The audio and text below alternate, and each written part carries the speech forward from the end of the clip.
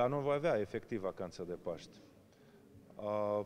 Mâine este zi de muncă, sâmbătă este la fel zi de muncă, duminică doar voi fi cu familia, de luni se începe din nou săptămâna de muncă.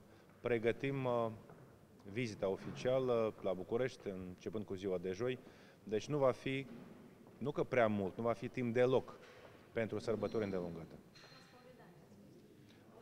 Cred că nu sunt un creștin ideal, dar nici nu sunt un păcătos înrăit. Asta este situația. Sunt un om normal, ca mulți alții, că din când în când mai păcătuiesc și eu și în acest sens. Asta este realitatea. Iată, cu spovedania o las la o parte. Eu, în cadrul spovedaniei, eu discut direct cu Domnul Dumnezeu și nu avem nevoie de intermediari. Eu vă mulțumesc și vă doresc Paște fericit. Cred că este imposibil să fii pe acest pământ și încă în viața publică să nu ai păcate. Păcate mari nu am, doar cred că mai bine ne le apreciază Domnul, Cel de sus. Eu păcate mari nu am, dar cine știe? Mă străduie tot timpul ca să,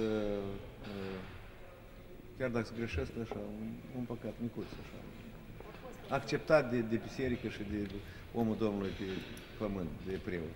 Mă rog, mai scăpăm câte o vorbă, tot e un păcat. Depinde când și cum.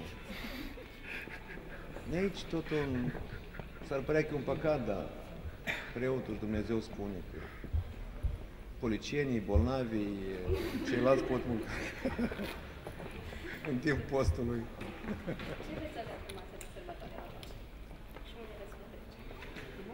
În familie, ce voi avea? Aștept în răbdare un miel, că îmi place foarte mult. Aștept să fie soare, iată, poate s-a schimbat după hotărârea votată de Parlament și să fac încălzire în Republică și va fi cald. Mă bucur că va fi o zi în care o să uit de politică, de toate problemele acestea și o să fiu cu gândul la Dumnezeu,